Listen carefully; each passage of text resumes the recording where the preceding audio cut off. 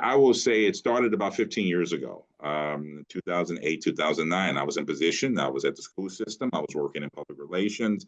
But I started, moving into an area that was uncomfortable, which was sponsorships and fundraising. And I'm saying to myself at the time, why do they have me doing this, man? Because I don't know anything. I don't want to ask anybody for money, right? And, and it was uncomfortable, but I do know that if you want to grow, you have to walk in some being uncomfortable. And it started from there, and then I ended up being the person to really get the foundation off the ground, and the rest is history. We have had to weather a lot of political storms. We had a merger and demerger of the school system, so the legacy Memphis City schools no longer exist. So we had to figure out a pathway forward, and we did. And we just put our heads down and started doing the work. And we said that people who needed to know who we are would know who we are by the work that we do. I did not forecast, or I shouldn't say forecast, but I did not share what our goals were going to be or what we were doing, because oftentimes when you start to share what you're going to do, there are people who try to get in your way. So oftentimes we only talked about what we did long after it was done. And that was that was strategic, that was calculated. As we started to build, we managed millions of dollars.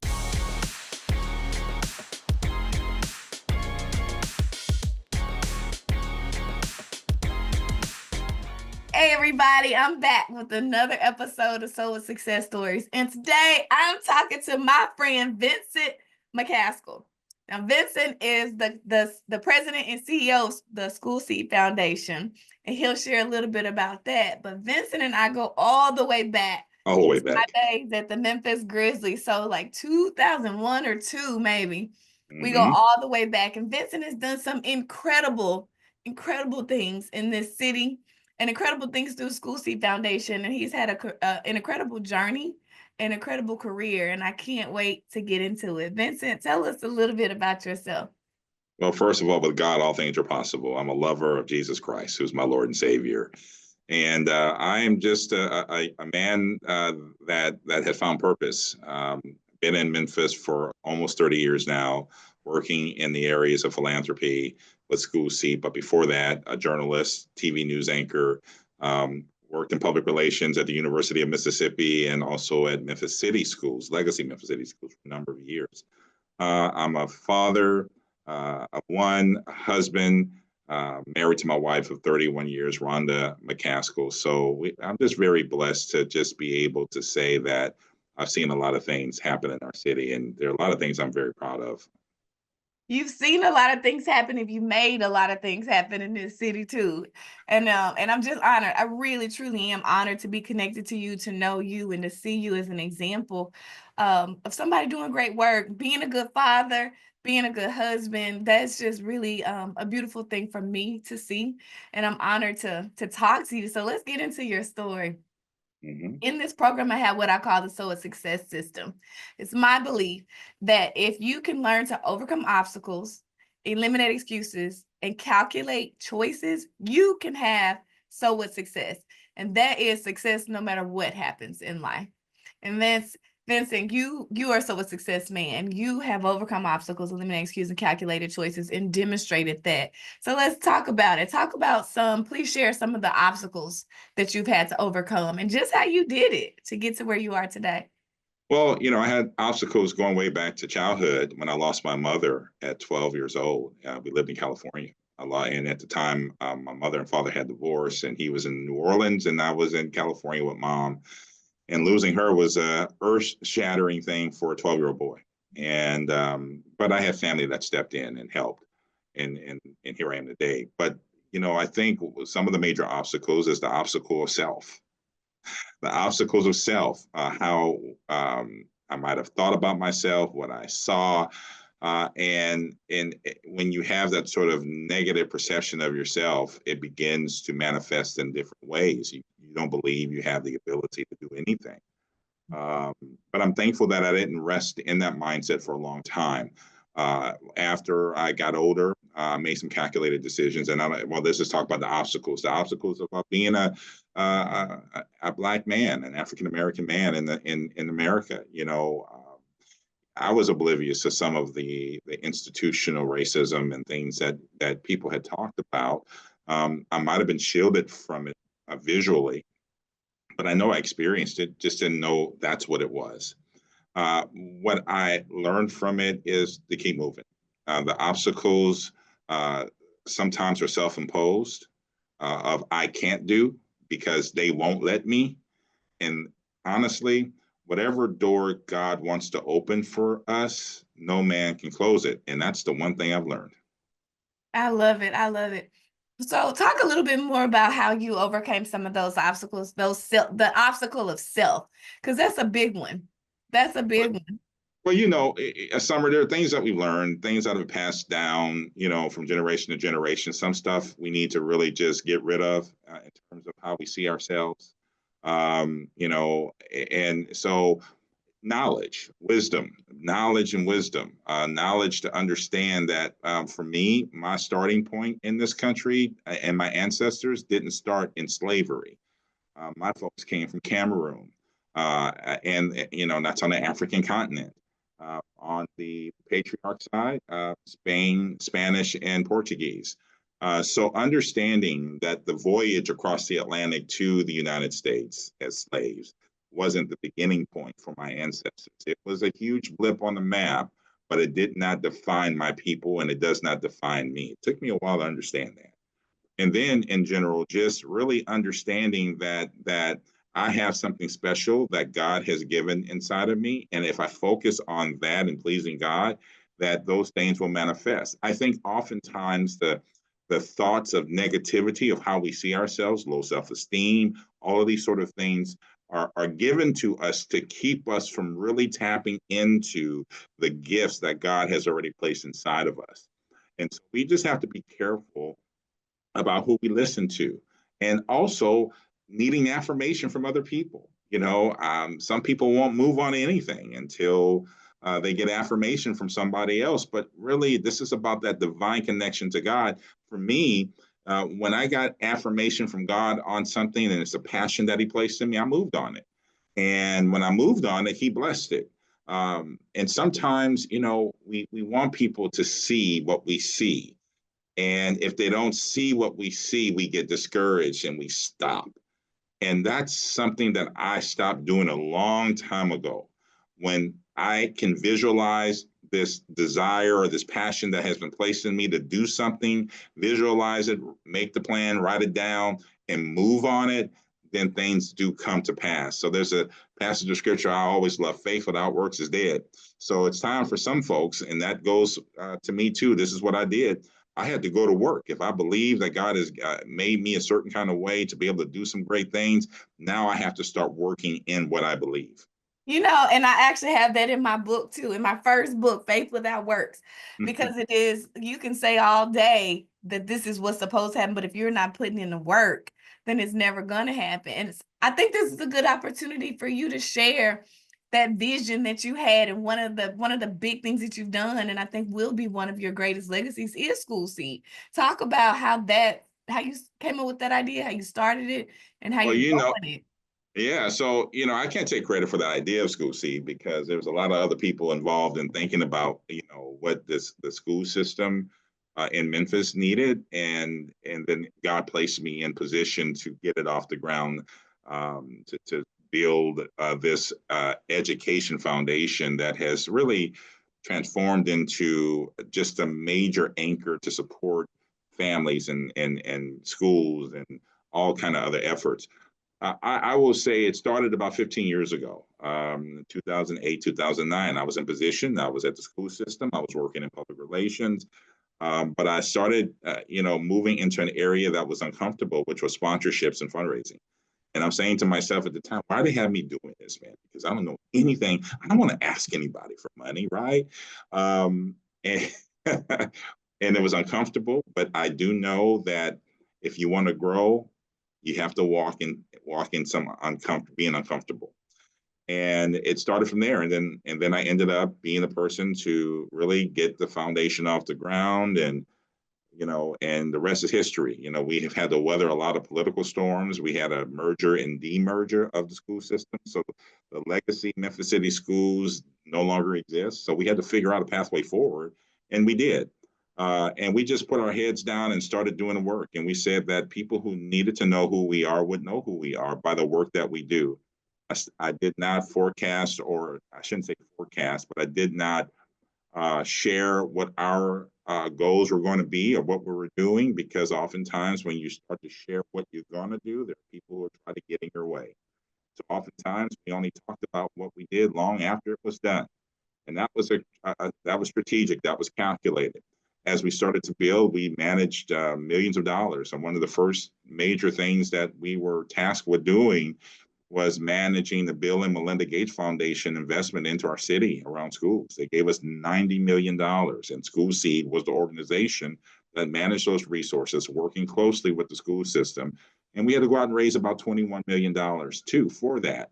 And we were able to do that in 6 months once we were able to put together a good team. And that was the largest fundraising effort in the history of the public school system here in Memphis. And to this day, no one's really matched that. So those are some of the things that's happened. We work with large and small organizations, community groups, whatever. If they want to better the lives of kids and families in their community, we're in position to be able to do that. And I really count it as a ministry. It is a ministry. It's a by God inspired ministry, because God placed me here in this time, and I just give him all the glory. I love it. I love it. Well, it's been amazing. And like I said, I've been honored to watch the work and watch the growth. So let's get back into your story. The second part of the SO success system is eliminating excuses. So to get to where you are today, you had to eliminate some excuses. Talk about some of those excuses you had to get rid of. Get rid of the excuse of they won't let me, or it's all their fault, or they are not opening the doors. They won't give me a break. They. You know who the they is in your lives. And that is what I talked about earlier about the obstacle itself. We tend to make excuses for not moving, in a direction. But fundamentally, it goes back to my own worship prayer life. Do I have a connection with the God who created me, who then gives me the plan and the mission and the vision to move forward? And do I trust that? So there's a lot of maturity that has to take place. And yes, there will be obstacles that are thrown at us, but the obstacles should not keep us in it should not trap us. We should see what those things are and then adjust and move forward. And that's, I think for me, I stopped blaming other people for why whatever was whatever. And I started looking at myself and saying, what can I do in my own strength? And I'll do my best, and God has to bless the rest. I love it. And you know what? That goes right into the third part of the SO success system is calculated choices. So once you've gotten rid of those excuses or that big excuses, they won't let me, because I love that. I'm like, yeah, no, watch me. You try to stop me, right? Talk about some of the calculated choices you've made on your journey. Well, first of all, going to college. I was after my mom passed away, moved back down south with my dad. We moved to southern Mississippi. And forgive the light. Sorry about that. For some reason, it does that from time to time. That's all right. As long as we can see you. And so, just even, going to college or not going to college, that was not even on the radar. I had to go to college. The question was where I was going to go. So I made calculated decisions, even in high school, of let me kind of figure out what I want to do. At the time, it was journalism, it was radio, TV, and film. So I said, let me start working in the 11th grade. Let me see if I can get a part-time job at a weekend country music radio station. It was called WCJU in Columbia, Mississippi. And I worked weekend nights, that's Friday and Saturday nights, from like 6 to midnight, being the DJ there. Now you got to think about it. I'm in 11th grade. That sounds like that's high school, yeah. I'm missing out on a whole lot, right? So, but I made a calculated decision to say, you know what, doing that was more important than some of the stuff that, I might have been doing. And I stuck with it, and it helped to propel me, got me ready for college. When I went to Southern Miss, I was already ahead, and I just used that same approach. I remember making a calculated decision to work 1 hour at the radio station in Hattiesburg, Mississippi. WJMG FM. It was an urban contemporary radio station. I would get up at 5 in the morning. It was 4:30 in the morning to go to the radio station to just spin records for 1 hour every day, and then come back and do classes. And some of my classmates who may see this, they remember that. They're like, why are you getting up so early? Because I was always trying to be in position for what was next. So those sort of calculated decisions still follow me today. Had I not done that, I wouldn't have been prepared to go to college. I wouldn't have been prepared to be at the top of the class around journalism and some of the things. I got placed early, young. I was anchoring the TV news in a small market. I was 20 years old. I was 19 or 20 on the weekends. I was doing that. And so just looking back at that, just, calculated decisions are also sacrificial decisions. There's some sacrifice that you have to make in the short term to get the long-term results that you desire. And the long-term results will be the goals that we write out for our lives. What do I want to do by the time I'm 26? I remember back in the day, we used to have memory books that you come out of high school with, and you kind of put some goals in there. You got a memory book? So in my memory book, one of the things was I'd be married by 26, and I would have a kid, and I would have my first house, $100,000 house. I remember that, right? Of course, I got married at 22. We had our only child when I was 28. We had our first house in Raleigh, North Carolina. I was 27, and that house cost us about $140,000 back in 1997. So after I kind of shattered those sort of goals, I was like, okay, I got to make some other goals, right? So calculate decisions to write those goals down and think big, and be okay with the journey. It's not a straight line. It's going to be a zigzag. I know we have sort of an idea of what we think it's going to be, but just be okay with the zigzag. But eventually you'll end up at the goal that you saw in your head years before. I love it. I love it. So Vincent, you shown you know how to overcome obstacles, eliminate excuses, and calculate choices. You are a success man. But what is your personal definition of success? As I'm 53 years old now, so some people will call me they call me OG now, right? But success to me is when I stop chasing money. Mm-hmm. And I know that goes contrary to what current society is. When I stopped chasing money started to find me. When I started working in my passion, money found me. When I started to be a good steward of whatever God graced me with resources, money found me. And the biggest success of them all is just coming into the knowledge of my Lord and Savior, Jesus Christ. I'm just got to be real with you. Like he opened it up for me big time, like wisdom, understanding in so many ways. Gave me a great wife, gave me a phenomenal daughter, a family, and then a career path that it's not work for me. Like I actually love what I do. Like I get up in the morning and I say, this is fun. Not a lot of people can say that. And what my Pastor Bartholomew Orr shared with me years ago is that you're walking in purpose. You're walking in purpose, and you give God the glory in everything you do, and you will enjoy it. A person who has found his passion or her passion will never work a day in their lives. And I'm there, and I'm grateful for it too. Yes. I know. Yes. One last question for you. Sure. You dropped a lot of nuggets, and I know you have so much wisdom. I wish we had more time, but you've done a lot and you shared a lot in this little bit of time. But what's one piece of advice you would give someone watching this who wants to be successful, but they have obstacles like we all do? What's one piece of advice you would leave them with? Well, I would first say, you have to know who you are.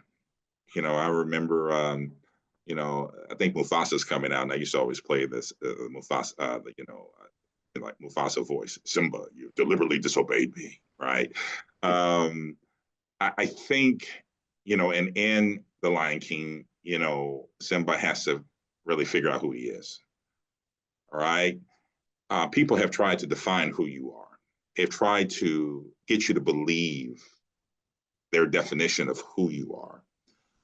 I'm here to tell you, once you understand that God created you and your identity should be in him, you move forward with fury. Don't worry about what they say.